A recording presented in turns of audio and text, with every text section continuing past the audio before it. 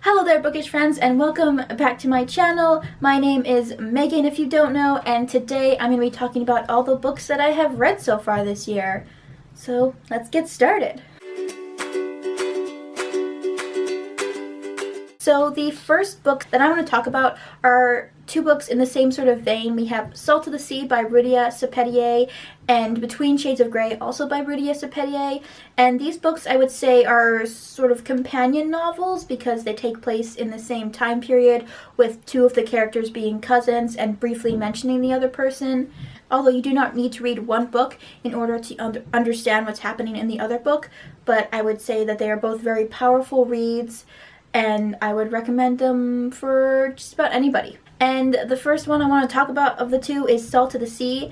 I loved this book. I gave it 5 stars on Goodreads, and it was very powerful, and it was a hard book to read at times, but I think that it's a very important book that anybody can benefit from reading. If you don't know, this book has been around BookTube for a while, so you've probably heard of it, but if you don't know, this book takes place during World War II. In this book, we have 4 point of views, and all of these people are trying to escape the Red Army that is coming, and they're trying to catch a ship. So we have one of them who is a young Lithuanian girl who's on the run from the Red Army, obviously, and then we have a young Polish man who is escaping the Nazis with a treasure intact, and we also have a young teenage girl, Amelia, who's escaping as well. And then the other point of view is very different. We have a point of view from a Nazi German soldier who is not the smartest bloke and is not a nice guy. So we have 4 rather different perspectives, and our 3 characters who are on the run from the Russians all meet up and they start to form connections. It was written very beautifully, and I would highly recommend it for anybody who's interested in historical fiction. I thought this book did wonders for so many people's stories that haven't ever really been told. One of the things that it has happened in it is the sinking of the William Gustave. And if you don't know, that is a ship that sunk in 1945, and it was shot down by Russian submarines, and it ended up killing 9,000 people. It's a true tragedy that is not really talked about as much as some of the other sinkings like the Titanic or the Lithuania, which sank in 1917. So it's something that I knew nothing about. I had never even heard of this ship. So reading this book really gave me some more information on historical facts that I really find fascinating, and I feel it's important to learn about these stories and what happened to these people. I would just recommend it for pretty much anybody. I feel like it's a really important story, and at the back of this book she's also got interviews with people who were on the ship, or interviews with people who were divers exploring the remains of the ship, and I found that to be really cool as well. It was one of the books that I read in January. And then we have Shades of Grey. We have Lena and her brother and her parents, who are Lithuanians, and they're just having a normal life trying to survive the chaos of this war when they are abducted by Soviet soldiers and forced to work in the cold tundra of Siberia, where they see so many atrocities, and they are forced to work in prison-like concentration camps, and they are not treated well, they are not given enough food, and it's just really a horrible experience. But the shining moments for these characters, for Lena at least, is that she's able to draw, she's able to get paper somehow in different places, and she's able to draw faces and memories and to try to put her pain and stories on paper so that people will find these and to somehow remember these people. It was a very emotional and powerful read as well. I ended up giving this 5 stars. I didn't like it quite as much as I like Salt of the Sea, but I can't really give it any less. I feel like it tells more important stories about people who are often overlooked at this time period and what the tragedies that they went through. Yeah, it's another one that I would recommend to read, if you think you can handle something that's a little bit more serious. The writing in these books is very easy to get into. It's not very complicated, so I feel like anybody, 10 and up could read these books. They're not complicated books to read, but I still feel like they really packed a punch for me, at least. And the next 2 books I'm going to talk about are Cursed by Thomas Wheeler, which I read in January, and then I have here The Guinevere Deception by Kirsten White, which I read which I finished a week or 2 ago, and these books I'm going to talk about In order, I gave them both 3 stars. They're from different authors, but they are both retellings of the Arthurian legend. I love Arthurian legend stories, and finding really good ones is something that I'm always looking for. Unfortunately, for both these 2 books, I only gave them each 3 stars. They were good and fun at points, but just nothing amazing. But I'm going to talk about this one first real quick because I have it and I read it recently. So yeah, here it goes. So in the Guinevere Deception, we're obviously following Guinevere, except in this version, the real Guinevere has died. So a young woman who is Merlin's assistant, I would say, takes over as Guinevere and marries King Arthur, and the story kind of unfolds from there. And I was really interested in what we're going to do with the magic system in this, and how they were going to do a new spin on the Arthurian legend. And there were some things I really liked in this book. We do have some good female characters, and I don't want to spoil it if you're interested in reading it, but there are a few little twists and turns that I didn't quite see coming. But we have Arthur and Mordred, and Mordred's character in this I really liked. Thought he was cool and fun, but Arthur in this book, we didn't get to know him very well. He was always off doing his king duties and whatnot. Also, I should mention that he does know that Guinevere is not the real Guinevere, and that this Guinevere is Merlin's assistant and is there to protect him, so it's definitely not like a typical marriage. They're more friends than anything. But I just wish that we had gotten to spend a little bit more time with Arthur, because he was just kind of a bland good guy, and I didn't really feel like there was that much depth to him. So yeah, we have our Lancelot character, who is the best part of this book. Hands down, our Lancelot in this version is one of the best Lancelots I've seen, apart from Merlin. That series will always be a high point for me in Arthurian legend stories. So I also wanted to talk about the magic system in this book. It's kind of weak and not really as interesting as I was hoping from a Arthurian legend story. And Guinevere is Merlin's assistant, but she can't really do that much magic. All she can do is these weird not magic powers, which is just like a protection, kind of like a lock, putting a lock on a door or something like that. You have to have the right key to open it.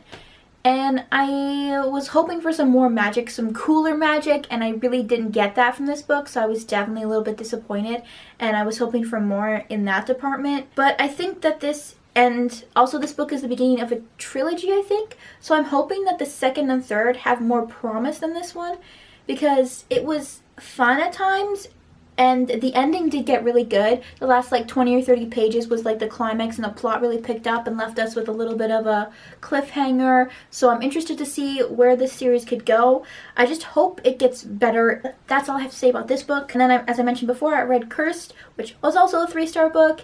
And this one was very different. Also, our main character in this one is female. We're following Nimue in this one, and if you don't know, Nimue is usually the lady in the lake, the one who gives Arthur the sword, holds it from the lake and goes, "Here you go, Arthur, take the sword." That's usually Nimue in a lot of the legend, a lot of the different stories in the legend. But in this one, Nimue is a druid, and in the very beginning, her family and kind of tribe gets slaughtered, and she has to go on the run, and she ends up getting the sword. This one, I can say that I think I liked it a little bit better than the Guinevere Deception, because the magic was cooler, the magic was more interesting. I liked Nimue as a character a lot better. I thought she was really interesting, and she changed from the beginning to the end very drastically, and she learned a lot more about herself. And I also liked Arthur a lot better in this one. He was definitely more fleshed out and a more interesting character. We also have Morgana, Arthur's half-sister, in this one. And I liked her character. I'm interested to see where they're going to go with that, because there's so many different ways you could take this legend and story, because it's a legend, so you don't have to you don't have to follow the exact storyline that's happened in the past. So Cursed is also going to be a Netflix adaptation. I feel like this book was written to be a movie, and not so much to be a book series, but more as a movie. I can really see it turning out a good series or a good movie on Netflix. The magic in this was fun to watch. We got to watch Nimue be like a powerful, badass, sword-killing machine. So that was really cool, and again, I feel like it's going to be a lot more interesting to see it in the movie than I did in this book, which I'm usually the opposite of, so that's kind of a surprise. But yeah, that's all I have to say for that book, because it was like over a month that I read it, so don't remember all the details. The next two books I'm going to talk about are kind of in the same vein again as well. I have Autobiography by Christina Lauren, and then I also have Educated by Tara Westover. And these are two books that deal a lot with people raised and growing up or surrounded by Mormon culture or by the Mormon church. So yeah, I'm going to talk about these two books. So Autobiography, if you don't know anything about this book, it's been around, book 2, for a couple of years now, and this one is a 5-star. It was beautiful, and I really loved it. And Christina and Lauren, it's actually two female authors who collaborated to write this book, and I haven't read any of their other stuff, so this is my first foray into their books. In this book, our main character is Tanner, and he lives in Utah, which if you don't know, is very much a Mormon state. It's very surrounded by the Mormon church's culture. And Tanner is bisexual, and that is not something that is generally looked upon as something okay to be in the Mormon religion. He kind of had to go back into the closet when his parents moved to Utah, because his mom was worried about him going to school in a culture where it's not okay for you to be gay or for you to be having feelings like that. And his mom is also an ex-Mormon, so she grew up in the church and had a very bad experience with it. And so she told Tanner, you kind of have to keep it down low on the fact that you're bisexual, because it's not going to be looked upon as friendly as it was when we were living in the other state. But unfortunately for her, Tanner falls in love with the bishop's son, Sebastian. And Sebastian is a year older than him. He meets Sebastian when he is taking when he's taking one of his classes, which is a 4-month course to write a whole book. And Sebastian did that class the year before, and he wrote a book and is getting published and is on his way to becoming a famous author now. So he's come back to this class to help out and be a tutor, and that's when Tanner meets him, and that's when they start their super cute, adorable, a little bit steamy at times romance. And I love this book, but I knew it was going to be a little bit of an emotional roller coaster for me, because I grew up Mormon and I knew this book was going to hit me in a lot of different ways. So it definitely did that. I'm really glad I read it, and I would definitely recommend it if you're looking for a cute romance. I would also say that I really liked how she dealt with the religion in this book. She points out the flaws, but not in a way that I feel like is going to be super insensitive or that people who are Mormon are going to get really mad about. It was done in a really beautiful way, and I really appreciate how Christina and Lauren wrote this book, and it's definitely one that I could see myself reading again. And then I have Educated by Tara Westover, and this book is also one that hit me close to home, because Tara, this is her biography, and she writes about how she grew up in a Mormon fundamentalist, survivalist family in the wilds of Idaho, where she was kind of separated from regular society a lot of the time. She didn't go to school, so she never got a proper education. She had to teach herself, which is one of the reasons why the book is called Educated. Wasn't able to go to a regular elementary school or high school at all, and her education at home really didn't consist of much. Her father used her and her brothers to work out in the junkyard and pick up junk and do a lot of construction work. They also didn't believe in using modern medicine, and that caused a lot of issues. Overall, Tara Westover's writing is amazing. She went on to get herself a higher education by going to BYU and then going to Cambridge and Oxford, and she is an amazing human being, and I'm so amazed by her story. And I think it's a very important book, and I think it's one that people should definitely read. And for me, as someone who grew up surrounded by a culture very similar, although not as fundamental and survivalist as she did, this book hit me in a lot of emotional points. One of the main points that I felt like I got from this story is that sometimes you have to let people go out of your life if they are toxic and just making your life worse in general, and that's okay.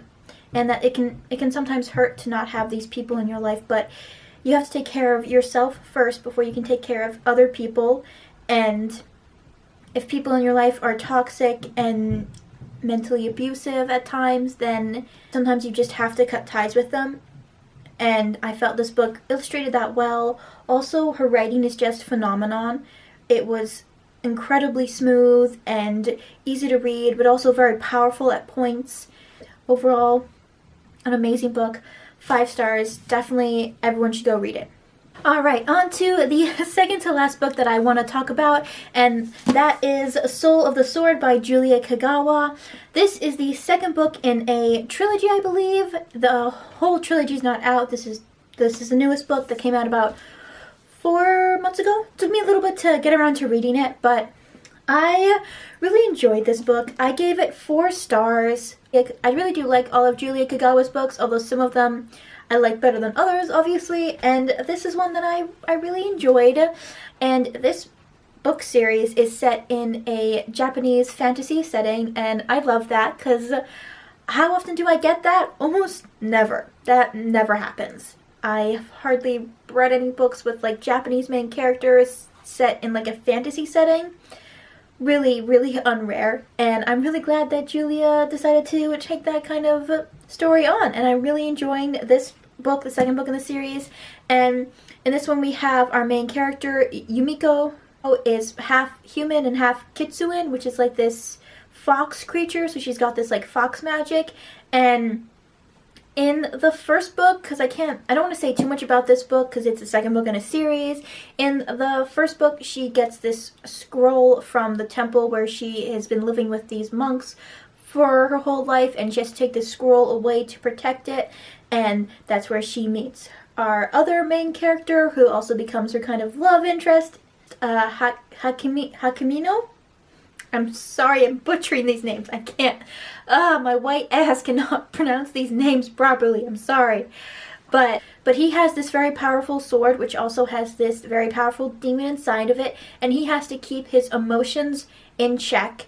And he went through rigorous training before he was given this sword, because he has to make sure that this demon never comes unchecked. So we see a lot of things. We see some things from his point of view as well.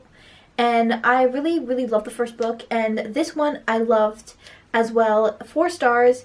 Just trying to figure out what to say about this book that isn't too spoilery. We have some gay romance. It was done wonderfully. I was grinning the whole time reading some of the stuff and like some of their flirtatious lines and stuff. It was so great. I loved it. All the side characters in this were really good as well. None of them quite stood out to me as much as in other books, but I did really, because I enjoy them, but I can't say their names because I'm so bad at pronouncing Japanese names that I haven't like heard, that I've just read. But overall, this book was a ton of fun. We have action, we have adventure, we have romance, we have some cool Japanese heritage and some cool settings. We have some really epic fights, and we get to learn more about how her magic works, and I loved getting into depth about that. And overall, this book was really good. If you're interested in like a fantasy setting that's not super complex, this is definitely a YA novel. This series is not too difficult to read, and the magic system and the world building is not too complex, so you can delve into this series pretty easily. And yeah, that's all I have to say about this book. And the last book that I have is Courting Darkness by Robin LaFears, and I just finished this book a day ago, so it's pretty fresh in my mind, everything that I read.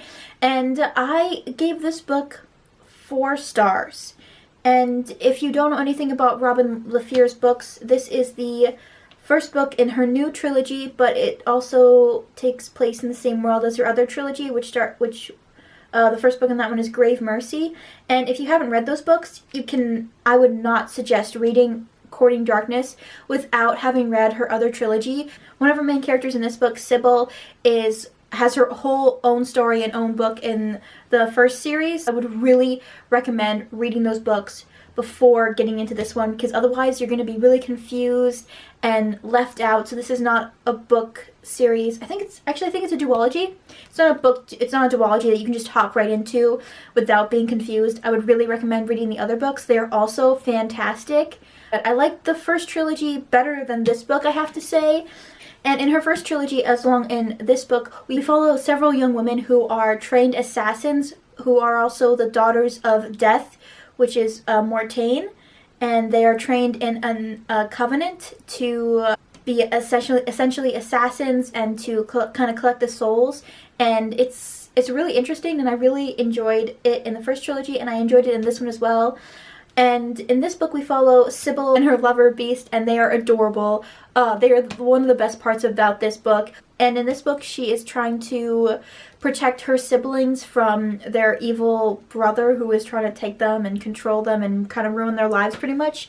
She's got two younger sisters, one who's I think 12 and one who's about 8, and she wants them nowhere near her brother who is a horrible person.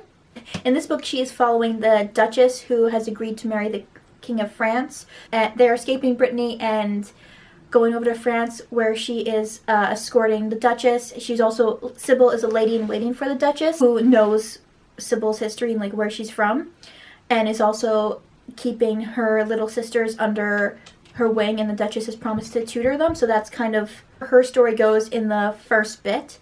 And we follow 2 point of views in this book. The second character is Genevieve, and she and her sister were placed in French court like 5 years ago before they managed to get all their training finished when they were about 12 or 13, and they are now full-grown women and have still been waiting for the Covenant to call them to duty. I liked where we were going with her at the beginning, but there's one thing Genevieve did at the very end that I absolutely hated, and it just made me like her character so much less. And I feel bad for her because the Covenant kind of abandoned her, and they kind of forgot about her and where they practically forgot about her and where she was, and kind of let her sit in this French court without giving her a job or anything to do for 5 years. I liked where we were going with her story in the first half, and then I started to lose interest in her, and I was a lot more interested in Sybil. So I would have given this 5 stars because I really liked it, but some of the characters just drove me a little bit insane. Genevieve was really annoying, as I said, in the latter half of this book, so I could not give it 5 stars because she drove me a little bit insane. But I am excited to see where we're going to go in the second book in this duology, I believe it is, and how this is going to wrap up. But overall, this book was decent. It definitely could have been better. I prefer her original series over this book, and I'm probably going to reread that in the future because it was just so well done. That is all I have for you guys in this video, so thank you so much for watching, and I hope that you all have a wonderfully bookish day. So, goodbye!